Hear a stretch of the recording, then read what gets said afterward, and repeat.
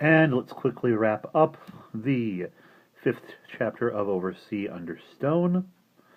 Jane told her brothers about showing the discrepancies in the coastline on the map to the vicar. Simon was really upset, but Barney thought she probably did a good thing.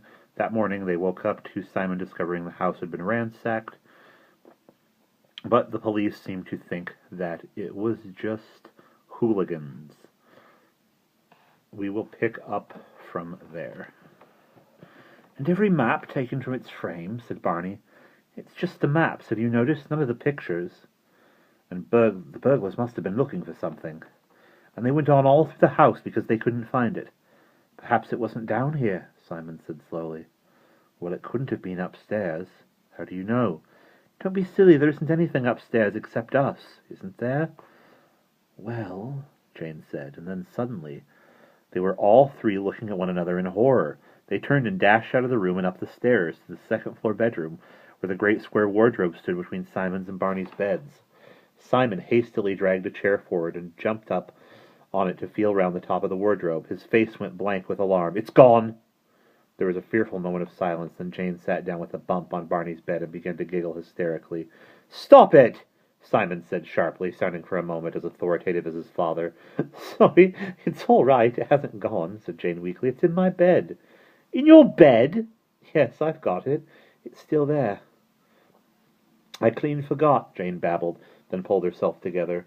"When I went to see the vicar, I didn't want to take it with me, and I hid it, and I had to hide it somewhere in my room, so I shoved it right down under the bedclothes. It was the nearest place. Then last night I forgot it was there, and I must have gone to sleep without feeling it. Come on." The front bedroom was full of sunlight, and through the window the sea sparkled as merrily as if nothing could ever disturb the world. Jane hauled back the sheet of her rumpled bed, and there, tucked in a corner at the bottom, was the telescope case. They perched in a row on the edge of the bed, and Jane opened the case on her lap. They stared in silent relief at the familiar hollow cylinder of the old manuscript inside. "Do you realize," Simon said gravely, "this was the safest place it could possibly have been? They could have looked anywhere else, but not in your bed without waking you up." "I don't think they came and looked up in our... You don't think they came and looked up in our rooms?" Barney turned pale. "They might have looked anywhere." "Oh, but this is silly." Jane swung her ponytail as if she were trying to clear her head. "How on earth could they have known anything about the manuscript at all? We found it in the attic, all hidden away, and it had obviously been there for years and years, and no one can even have been up in the attic for ages. Think of all the dust on the stairs." "I don't know," Simon said. "There's a lot of things I don't understand. I only know I've been feeling funny about the manuscript ever since you said that vicar of yours got all excited about the copy of the map." Jane shrugged. "I don't see how a vicar could be bad. Anyway, he didn't know about the manuscript. He asked a few questions, but I think he was just being nosy." "Wait a minute," said Barney slowly.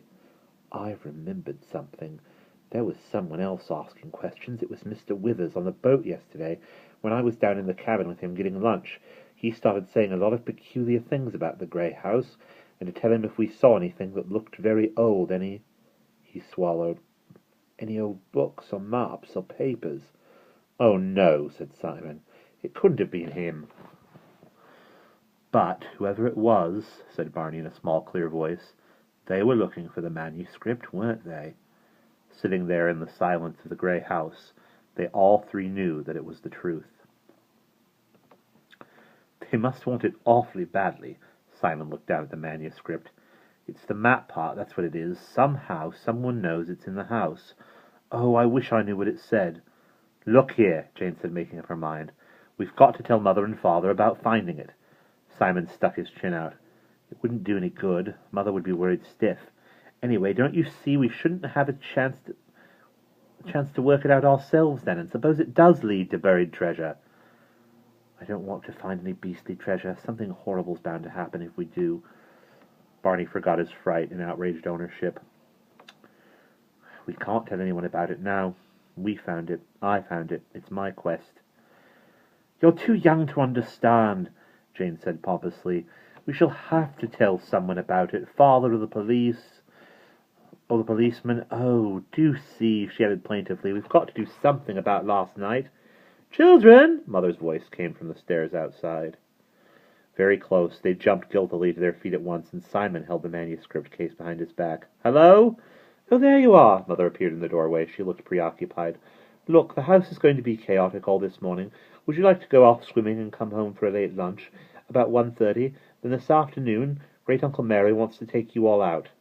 Fine, Simon said, and she vanished again. That's it! Barney thumped the pillow in excitement and relief. That's it, of course. Why didn't we think of it before? We can tell someone and still have things all right. We can tell Great Uncle Mary. And that is the end of Chapter 5.